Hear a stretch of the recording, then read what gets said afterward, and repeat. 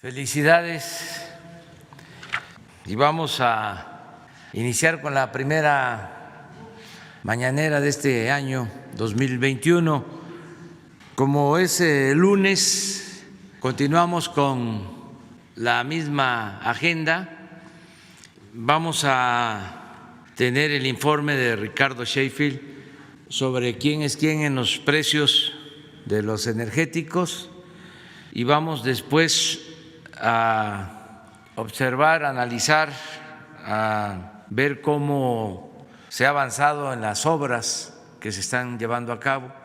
Que a veces dentro de las mismas marcas puede encontrar el más barato y el más caro. Esa es la importancia de bajar de manera gratuita la app de Litro por Litro para que podamos comprar donde está más económico. Esto es Isidoro Montes de Oca en Guerrero, 18 pesos con 25 centavos por litro con un margen de 15 centavos. Si lo vemos con los promedios de la semana, tenemos que los tres más caros fue Redco, Arco y Chevron, y los tres más económicos Total, G500 y Orsan. Con corte al 31 de diciembre, la mezcla mexicana de petróleo, $47 con 16 centavos. Y ese mismo día, el promedio del diésel, 19 pesos 43 centavos, la premium, 18 pesos 99 centavos y la regular, 18 pesos con 48 centavos. Que hace 3 semanas aproximadamente le comenté acerca de las injusticias y falta de atención para las y los teachers del Programa Nacional de Inglés PRONI. Usted dio en ese momento la instrucción de ser atendidos por el en ese momento secretario de Educación, Esteban Moctezuma, y que ellos empezamos a tener contacto, pero finalmente se cruzó ya lo del cambio y se quedó en stand-by. Hasta el día de hoy no han recibido a esta comisión que iba a hablar con el secretario. Ellos tenían esta problemática primero de que no recibían sus sueldos completos, muchos de ellos no recibían hasta ese momento su aguinaldo y hasta el día de hoy están en esa situación. Quisiéramos ver si puede intervenir para que ahora la maestra Delfina Gómez, ahora secretaria de Educación, pudiera recibirlos. Sí. Pasado 10 de diciembre se aprobó por unanimidad en el Senado la nueva Ley General de Educación Superior que obliga al Estado mexicano a garantizar el derecho gratuito de todas y todos a la instrucción universitaria, lo que se concretará a partir del 2022. El referido periodo de transición de un año que tendrá la legislación antes de comenzar a operar debido a la crisis financiera provocada por la pandemia de COVID-19, lo que impide que todas las universidades públicas puedan dejar de cobrar cuotas al mismo tiempo. Al término se pretende que los estudiantes no paguen ninguna cuota. Que le había llamado la atención la votación en el Senado de 108 a favor, 0 en contra y 0 abstenciones en el Senado. Nosotros nos dedicamos ya a revisar esta nueva ley y pues bueno, por lo menos encontramos 3 artículos que nos ocupan. Nada más vamos a mencionar, o le voy a mencionar más uno para que pues se pudiera revisar y que usted esté enterado. Por ejemplo, algunas de estas inquietudes es que, por ejemplo, en el artículo 4, la obligatoriedad de la educación superior corresponde al Estado, de acuerdo con lo dispuesto en la fracción 10 del artículo 3 de la Constitución Política de los Estados Unidos Mexicanos y al principio constitucional de igualdad y no discriminación.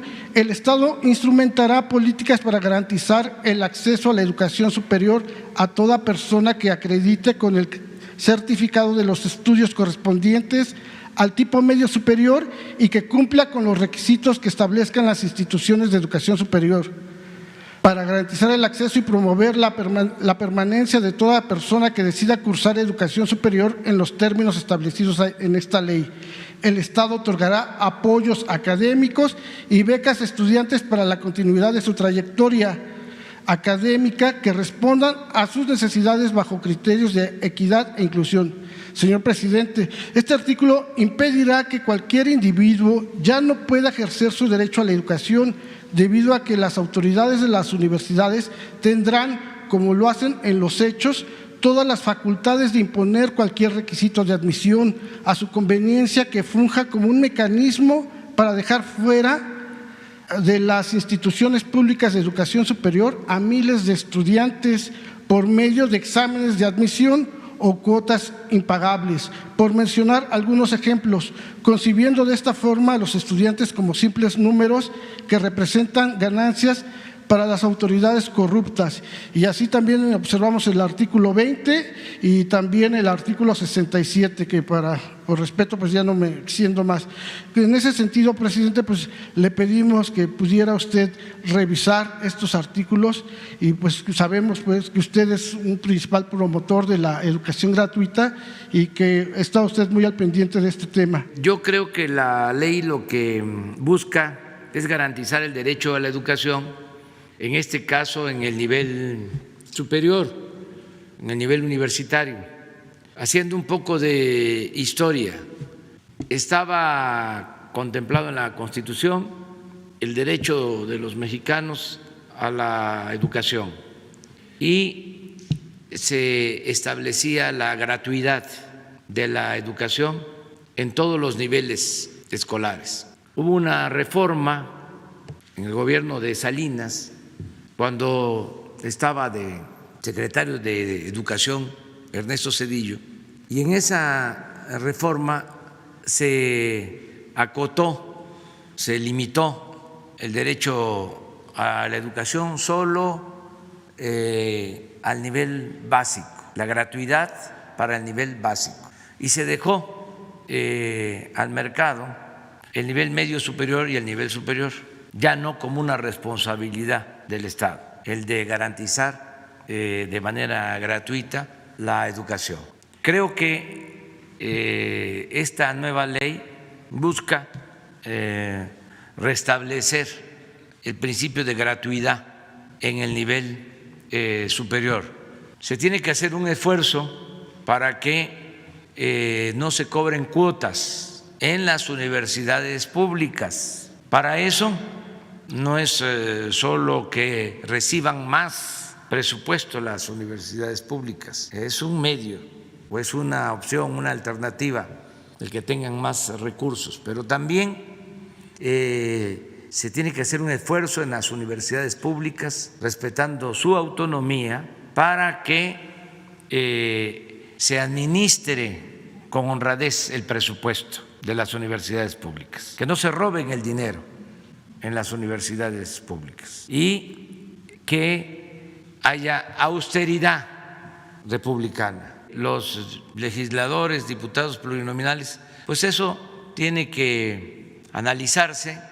Yo soy partidario de que se reduzca el gasto del gobierno, porque aún con la austeridad republicana todavía hay mucho gasto superfluo en el gobierno. Imagínense cuánto nos ahorramos en renta de oficinas, en viáticos, ¿sí?, en gastos superfluos. El mismo Instituto de la Transparencia, 1,000 millones de pesos. ¿Qué no puede la Secretaría de la Función Pública hacerse cargo de eso? Se quiere un organismo independiente, un organismo autónomo. ¿Qué no está para eso la Cámara de Diputados, la Auditoría Superior de la Federación? Si se hace una revisión, porque todos estos aparatos administrativos los crearon para simular de que se combatía la corrupción, para simular de que había transparencia, para simular de que no había impunidad. Todo fue una farsa.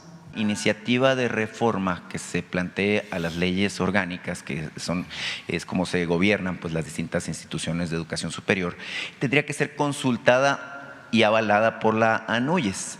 Y sin embargo, entendemos que esta organización, que es donde están los rectores, pues tiene muchos años precisamente en control de grupos de intelectuales, de élites, muy en el enfoque neoliberal. Y en mi caso, en mi estado, en Sonora, la Universidad de Sonora tiene, por ejemplo, una ley que es la famosa Ley 4, que es una ley injusta, que es antidemocrática y que fue impuesta en su momento hace 29 años por Mario Fabio Beltrones, cuando era gobernador.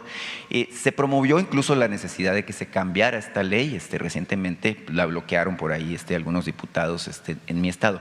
Sin embargo, sí estamos muy preocupados por el contenido en particular de esta parte de la Ley General de Educación Superior, porque de alguna manera la posibilidad de hacer cambios, evidentemente al tenerse que consultar y ser avalados por la NUYES, pues evidentemente los cambios son mucho más complicados cuando ellos están en control. Usted dijo muy claramente ahorita, lo que quieren es controlar los presupuestos. Estamos hablando de la Universidad de Sonora, simplemente pues representa 2.500 millones de pesos al año. El resto de las instituciones pues se calcula que alrededor de 100,000 millones de pesos. Entonces es una montaña de dinero la que está en control. Preguntar si se puede, precisamente ya en el espíritu de que se está discutiendo y que falta la aprobación por parte de la Cámara de Diputados, si se puede revisar esa parte en particular. Entendemos que usted es un demócrata y que promueve precisamente la participación, y obviamente los estudiantes, los académicos, los trabajadores de las universidades también deben de contar. Muchas gracias. Sí, yo creo que hay que hacerlo y seguramente lo van a tomar en cuenta los legisladores para hacer una revisión. ¿Qué sucedió? A mí me llamó mucho la atención, y aquí lo expresé, que hubo consenso, y yo le tengo cierto temor a los consensos, aunque pues tiene que ver con la democracia, ¿no? Pero muchas veces el consenso ¿sí? Significa complacer a todos, que todos estén satisfechos. En las cúpulas, les hablaba yo de los consensos cuando se aprobaba el presupuesto en la época en que era secretario de Hacienda Cárcens, 3 años consecutivos, consenso en la aprobación del presupuesto nacional, ni un solo voto en contra, 3 años. ¿Cómo le hacían? Pues ahí surgieron los moches, ahora sí que maiceaban a todos y a votar. No creo que sea este el caso, pero algo sucedió. Entonces no está de más hacer una revisión. Es que en Sonora y en la región noroeste pagamos precios elevadísimos por el gas LP, con márgenes muy altos de parte de los distribuidores, muy en particular de un grupo que encabeza la familia Zaragoza, que además estas empresas están entregando litros de menos, sobre todo cuando dispensan gas para tanques estacionarios. Preguntarle, señor procurador, si es posible que la Profeco intervenga de manera directa precisamente para que se entreguen los litros completos cuando se dispensa gas en las casas. En el caso particular de Sonora, su posición en relación a los puntos de almacenamiento y redistribución del gas LP no es muy conveniente. Es conveniente en relación al gas natural, particularmente de Nuevo México, de Texas, pero no en relación al gas LP. Entonces siempre habrá una pequeña variación, por eso lo tenemos dividido en regiones, y usted puede ver que en el caso del gas LP, esa región en particular, unos cuantos centavos más que están implicados en el tema de transportación, pero afortunadamente hay bastante competencia. No solo el grupo Zaragoza vende gas en Hermosillo y en esa zona, entonces esa competencia es la que nosotros estamos cuidando y fomentando. En el caso particular de los tanques estacionarios, hicimos un artículo en la revista del Consumidor en la que le recomendábamos a los dueños de tanques estacionarios, que en la mayoría son hoteles, panaderías, negocios que son los que más utilizan esta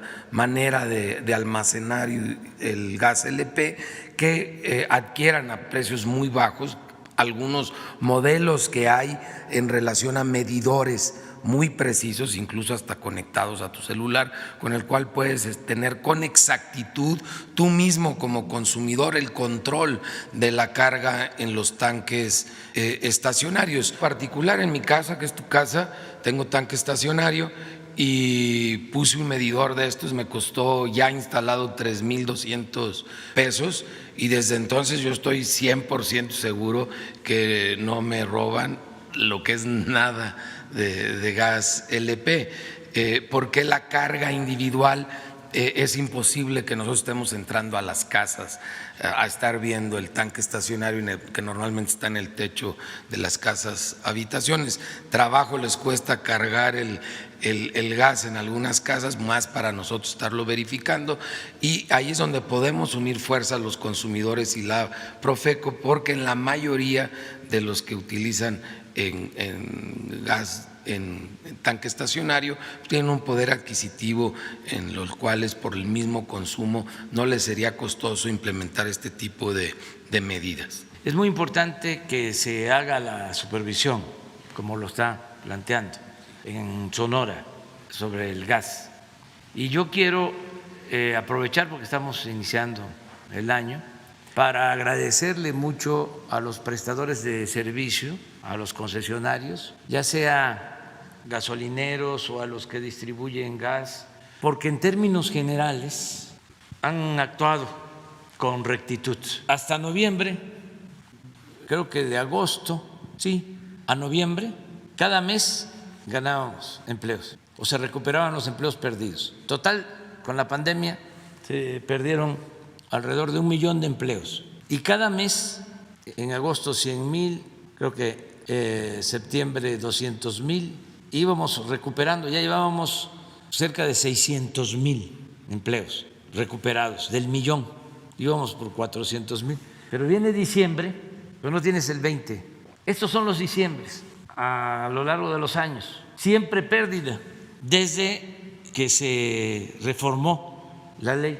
Si lo vemos, ¿no?, con optimismo, podríamos decir, se perdieron menos que el año pasado o que el 18 o que el 17, pero se perdieron 277,000 desde el 14. No se habían caído los empleos que se cayeron ahora. Entonces sí pensamos que en el primer trimestre vamos a estar ya con el 1,000,000 de empleos recuperados, ya de vacunas aplicadas. Afortunadamente no hemos tenido problemas mayores, solo una reacción de una doctora que tuvo un problema con la aplicación de la vacuna, se le está atendiendo, ¿sí? Es un caso especial por una alergia, de acuerdo a lo que sostienen los médicos, ya está siendo atendida, hospitalizada, lo sabe Pfizer, el equipo médico del gobierno está atendiendo el caso, pero es un caso nada más de cerca de 40,000, aquí no sé cuántas. Sí, es que es al 30. Sí, este es al 30, México. Es como se viene aplicando ya del porcentaje de acuerdo a la población. En América Latina es el primer lugar nuestro país en aplicación, aunque estamos comenzando todavía, pero el total 12 millones de dosis en el mundo en aplicación. Desde luego China, primer lugar, Estados Unidos, Israel, creo que es Rusia, ¿no? Inglaterra o Reino Unido. Ah, no, acá está Rusia, 800,000. Sí. Y Italia, Dinamarca, Polonia, Portugal, México. Pero aquí ya estamos en 40,000. Solo dejamos de vacunar un día, el día primero. Acaba de mencionar el tema de transparencia, combate a la corrupción. Particularmente el auditor ha hecho en más de una ocasión señalamientos que el actual Sistema Nacional Anticorrupción que se reformó, se creó en 2015, no funciona como debería o ha generado pues ahí varios… No ha cumplido con su objetivo, pues. Pues sí, primero la denuncia, que no se limite la denuncia ciudadana y que todos ayudemos para combatir la corrupción. Eso es importante, el que haya esa voluntad de no permitir la corrupción. También la decisión de que no haya impunidad, que no se proteja a nadie. Y lo tercero tiene que ver con el funcionamiento de las instituciones encargadas de combatir la corrupción. Por lo que a nosotros corresponde es la Secretaría de la Función Pública y está actuando bien en ese sentido. Bueno, en lo que es su responsabilidad, está actuando bien la Secretaría de la Función Pública. La Secretaría de la Función Pública se le ha solicitado, por ejemplo, el expediente de su investigación al empresario Carlos Lomelí. La Secretaría de la Función Pública lo tiene reservado, no lo ha entregado.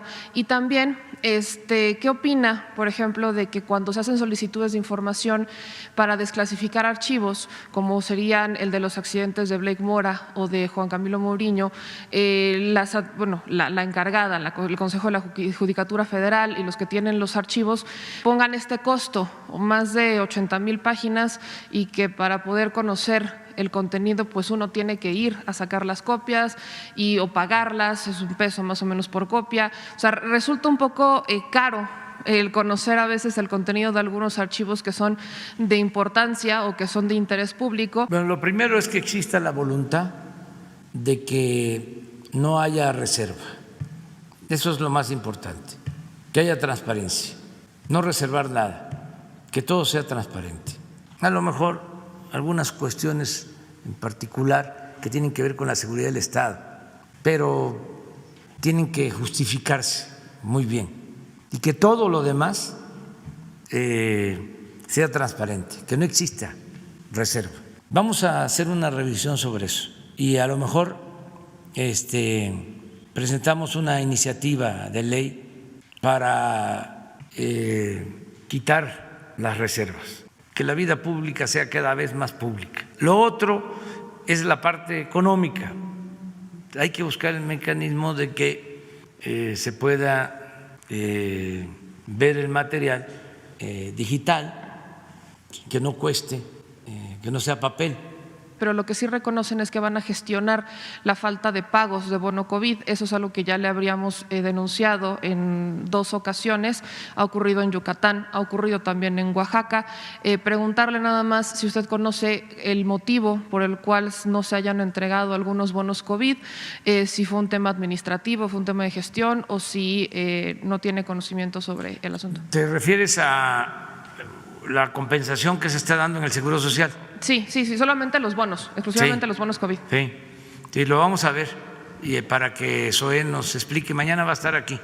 El fin de semana se filtraron fotos del subsecretario Hugo López-Gatell de vacaciones en Oaxaca.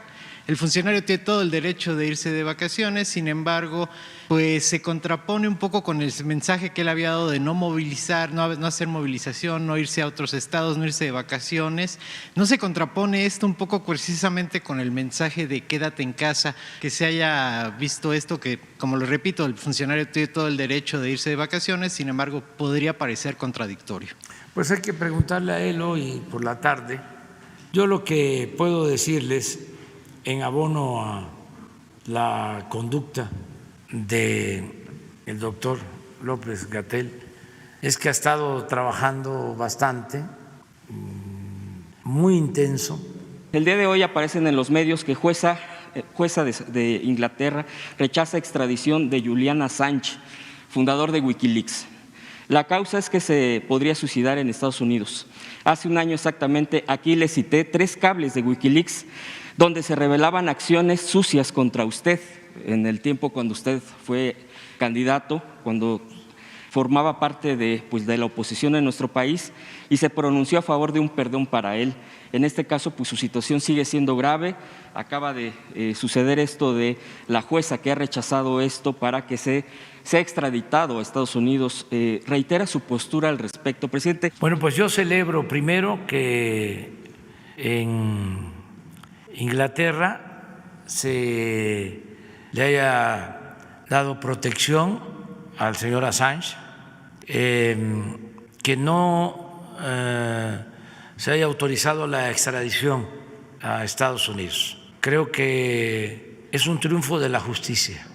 Celebro el que en Inglaterra se actúe de esa forma, porque Assange es un periodista y merece una oportunidad. Estoy a favor de que se le indulte. No solo eso, voy a pedirle al secretario de Relaciones Exteriores que haga los trámites correspondientes para que se solicite al gobierno del Reino Unido la posibilidad de que el señor Assange quede en libertad y que México le ofrece asilo político.